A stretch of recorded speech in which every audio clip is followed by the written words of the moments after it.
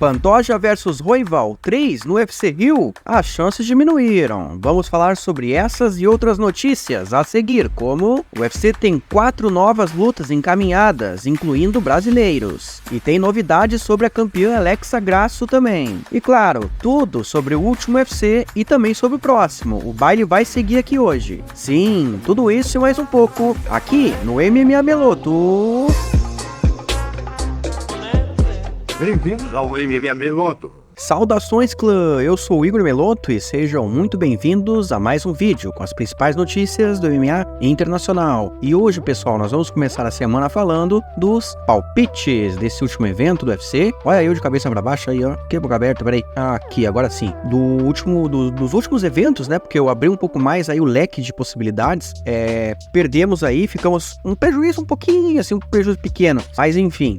Seguimos aqui adiante, porque também temos que parabenizar o vencedor do Bolão do Meloto 39. Para quem não sabe, a principal competição de palpites de MMA do mundo. Por que não do mundo mesmo, né? Porque é a mais divertida que eu conheço. E ainda valendo R$5 mil em premiações anuais aí, ó. O nosso Matheus Tsunami IGK fez o maior número de pontuação. Para quem não sabe, Bolão do Meloto aí, ó, tem card pay-per-view aí entre os participantes. Teve, obviamente, a gente tá numa liga semestral também. Quem fizer mais pontos ao longo dos primeiros 6 meses leva R$300. Temos aí também um mata-mata que tá rolando em paralelo. Quem vencer ele agora no próximo sábado já vai rolar a final, leva R$150. Vai ter uma novidade nessa semana: divisões de peso, categorias vão ser introduzidas. Teremos disputas de cinturões inaugurais para determinar aí os primeiros campeões lineares do bolão. Então tá muito divertido. E claro, os lendários GOATs, né? Jamais esqueceremos deles: Fabiano Rampazzo, o Anderson da Costa, o Antônio Azevedo, o Bruno Brito e, claro, o Igor Bad News Meloto, ele mesmo que vos fala. E galera, como eu disse, uma premiação grande exige também que os participantes contribuam mensalmente com valor. A partir de R$10 mensais por mês, pode ser via Pix ou pela ferramenta do Apoia-se. As informações adicionais estão tudo aqui na descrição do vídeo, beleza? E vamos seguindo então. KSW, galera, tivemos aí no final de semana não só o UFC, não só Fight Music Show, não só PFL Bellator, KSW. E o que teve de interessante lá? Josh Barnett enfrentou o Phil DeFries em uma competição de grappling que acabou rolando empate aí, em uma luta de 10 minutos, onde ambos ficaram, não havia pontuação, então rolou um empate ali se tivesse dado os 10 minutos. Foi o que aconteceu. E na luta principal, o Mamed Khalidov acabou sendo nocauteado, na verdade, por causa de uma lesão na mão, né? Ele perdeu aí a luta contra o Thomas Adamer, boxeador campeão mundial dessa modalidade. Tava aposentado praticamente aí, mas cedeu essa luta. 2 ídolos locais lá fizeram esse confronto e acabou dando esse resultado. O Matheus Buff acabou sendo nocauteado pelo Darko Stosic e o Kleber Orgulho também foi nocauteado pelo Damian Piowarczyk. Esses foram os principais resultados do evento. E falando rapidinho sobre o Fight Music Show, o evento que teve o Popó nocauteando o Kleber Bambam. Que surpresa, hein, galera? A gente teve também a vitória do Fábio Maldonado contra o Léo Leleco, um confronto de boxe entre 2 ex-lutadores do UFC. Maldonado acabou nocauteando o Léo por conta de um corte. E outro grande evento que a gente teve no final de semana foi da PFL versus o Bellator, onde a gente teve aí um 5-1 do Bellator pra cima da PFL, né, desse confronto entre os lutadores de ambas as organizações. E a vitória que mais chamou a atenção aí de todos foi a do Renan Problema contra o Ryan Bader, um nocaute fulminante em 21 segundos de luta. Vale destacar a derrota do Thiago Marreta pro Yoel Romero nos pontos e a derrota também do Bruno Capelosa pro Vadim Nenkov, pupilo de Fedor Emelianenko, que agora tá definitivamente se aventurando aí nos pesos pesados para se tornar campeão nessa categoria também. E claro, a gente teve um UFC, né, que conforme eu já falei no início, Brandon Moreno derrotado na luta principal, Brian Ortega vencendo Yair Rodrigues, os brasileiros Raoni Barcelos e Felipe dos Santos, Felipe Detona, vencendo seus confrontos, e o Matheus Bocão e o Daniel Miojo sendo derrotados nos duelos deles. E agora, seguindo o baile, galera, vamos pensar pra frente as consequências desses eventos. Começando pela consequência da luta do Popó contra o Bambam. A gente teve aí o Vitor Belfort desafiando o Popó para um duelo de boxe, onde o Vitor atacou o Popó, dizendo que é uma sem-vergonhice ele enfrentar lutadores do nível do Bambam, lutadores entre aspas, na verdade, e dizendo aí que o Popó não tem o respeito dele. E o Popó rebateu, dizendo que ele é fã do Vitor, que ele tem bastante carinho por ele, mas afirmou que não vai dar essa oportunidade de luta pro Belfort. E ainda teve palavras fortes, ele falou: merda, quanto mais a gente mexe, mais fede, disse o Popó aí nas nas redes sociais. Mas em contrapartida, galera, o Belfort disse que tem uma luta encaminhada aí contra uma lenda mundialmente admirada, que ele vai anunciar em breve. Então, essa luta com o Popó, se acontecer, provavelmente não vai ser agora mesmo. O Popó e o Bambam que afirmaram terem recebido mais de 5 milhões cada um. Segundo o Combate, o staff do Popó diz que ele recebeu na casa de 5 milhões, incluindo a bolsa e os patrocínios. E já o Bambam afirmou ter faturado 10 milhões de reais por esse confronto. Vale destacar que os valores não são oficiais. O evento tem contrato de confidencialidade e não revela a bolsa dos atletas. E agora as consequências do evento da PFL, galera. A gente imaginou que talvez ia ter uma encarada lá entre o Renan Problema e o Francis Ngannou, eles que, segundo a PFL, vão se enfrentar, né, na próxima, esse ano ainda, mas quem roubou os holofotes lá foi John Jones, que, embora não fez uma encarada com o Ngannou, mas tava lá, cumprimentou ele, chegaram a bater um papo, inclusive, e o Jones, numa entrevista lá na transmissão do evento, foi perguntado sobre qual o próximo passo dele, os próximos objetivos, e ele afirmou, galera, que ele vai enfrentar o Stipe e que a previsão dele é que ele ainda vai derrotar, inclusive, derrotar o Tom Aspinall e o Francis Ngannou. Ele não sabe como isso vai acontecer, como vai se desenrolar essas coisas, mas é o que ele acredita que vai acontecer.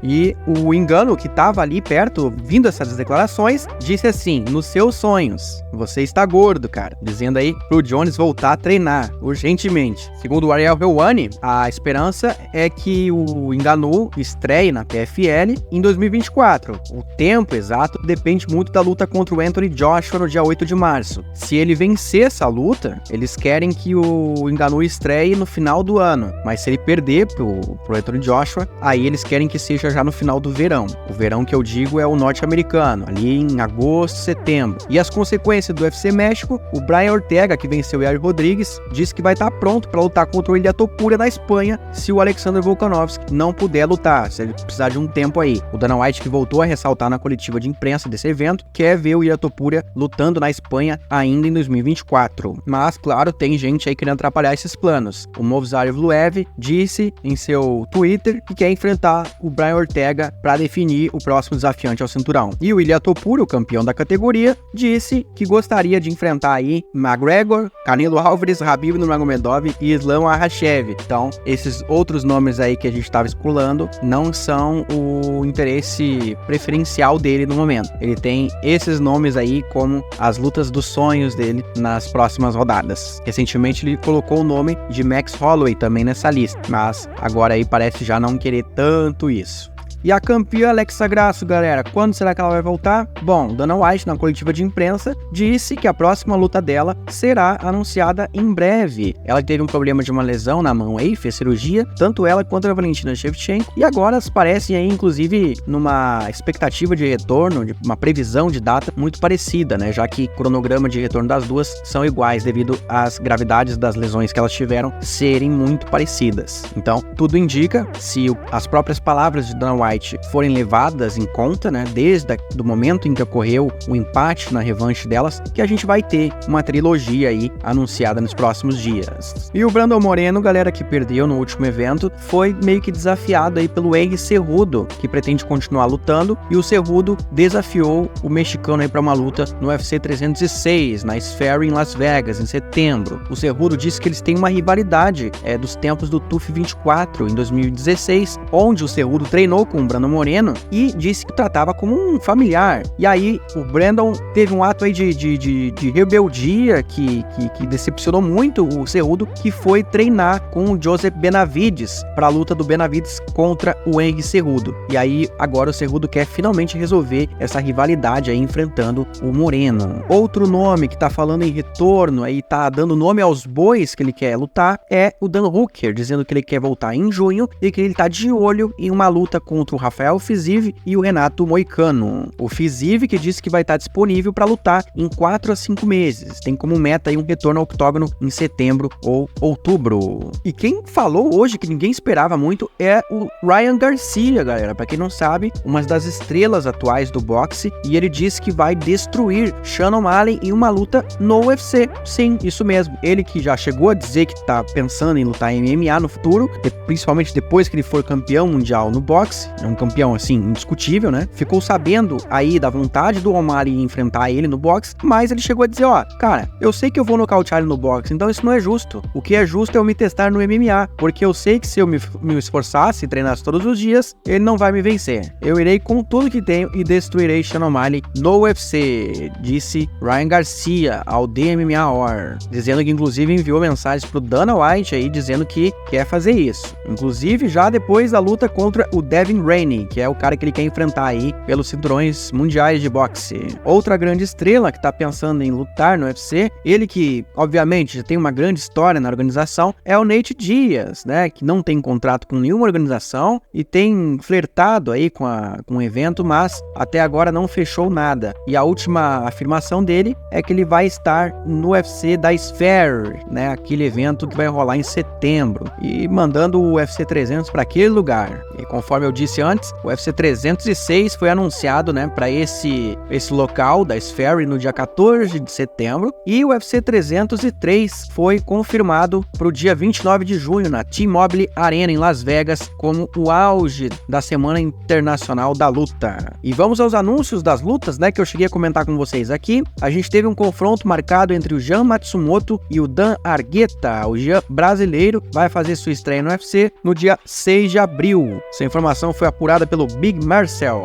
A outra luta anunciada, essa pela transmissão do UFC Brasil, foi Manel Kape e Matheus Nicolau pro UFC do dia 27 de abril. E aqui uma exclusiva minha. A Carolina Kovaikovic e Yasmin Lucindo, elas vão se enfrentar no UFC Rio no dia 4 de maio. Eu já tinha dado essa informação em janeiro, mas hoje eu fiquei sabendo que a luta tá assinada. Eu vi que o pessoal gringo lá não levou muita fé, não repostou, mas é isso, vai acontecer. E falando sobre o UFC Rio, a gente tem aí a informação de que o Alexandre Pantoja vai permanecer no evento, e o grande mistério é quem vai ser o adversário dele nesse evento. Por quê? O Brandon Royval, que é o cara que se colocou à frente de todos para fazer essa revanche, o Pantoja seria a terceira luta entre eles, sofreu uma lesão no joelho durante a luta. Ele disse aí que no primeiro round, no primeiro minuto inclusive da luta, ele provavelmente rompeu um ligamento colateral medial do joelho. Então fica improvável, né, uma recuperação a tempo dele enfrentar Pantoja no UFC Rio. Apesar que na coletiva de imprensa ele chegou a dar algumas declarações que ele queria fazer essa luta, que ele ia fazer essa luta, né? O desejo dele era lutar contra o Pantoja no UFC Rio, pegar o cinturão e defender ele em Denver. Mas fica o mistério aí se realmente vai ser isso que vai acontecer ou não. O Pantoja, que hoje em seu Instagram disse aí que não tem adversário pro UFC Rio, que os filhos dele não vão estar aptos para fazer essa revanche, então provavelmente ele vai defender o cinturão contra um nome desconhecido. Aí, já que não tem ninguém pra bater, já ganhei de todo mundo, vou fazer igual o Apollo Creed. Vou deixar um underdog tentar lutar contra mim. Vamos pro Brasil, pro Rio de Janeiro, e vai ser igual o Apollo Creed fez com o Rock pela primeira vez. Vou dar chance para um lutador desconhecido poder lutar contra o campeão mundial. E galera, um passarinho me contou quem está no topo dessa lista para enfrentar o Pantoja no UFC Rio nesse momento é o Mohamed Mokaev. Claro, a depender de uma vitória sem consequências ruins físicas para ele no próximo sábado. Vamos aguardar. E como eu disse, no próximo sábado a gente vai ter a luta do Mohamed Mokaev contra o Alex Perez e também confrontos como o Shamil Gaziev, eu diria talvez o novo Khamzat Chimaev aí do UFC, pelo menos nos pesos pesados.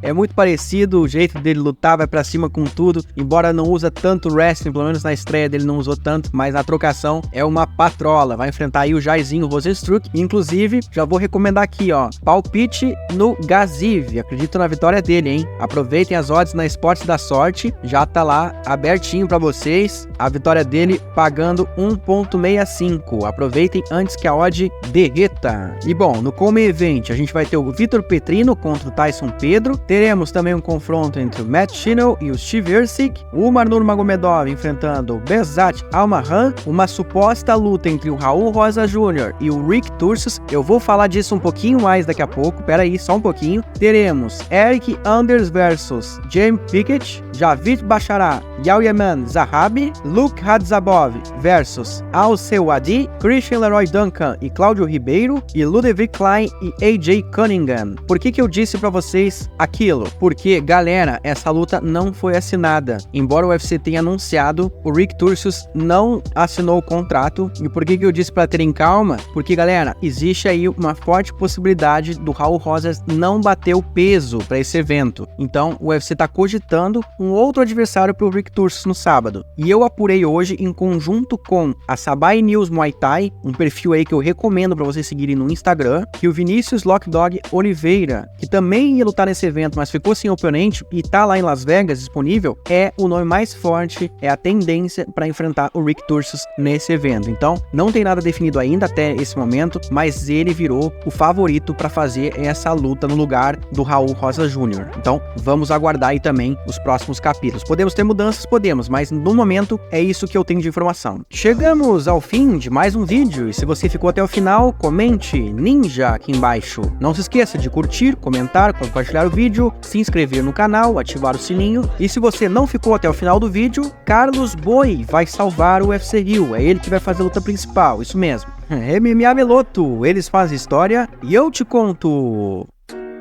Obrigado por assistir ao vídeo. O MMA Meloto voltará em breve. Até a próxima.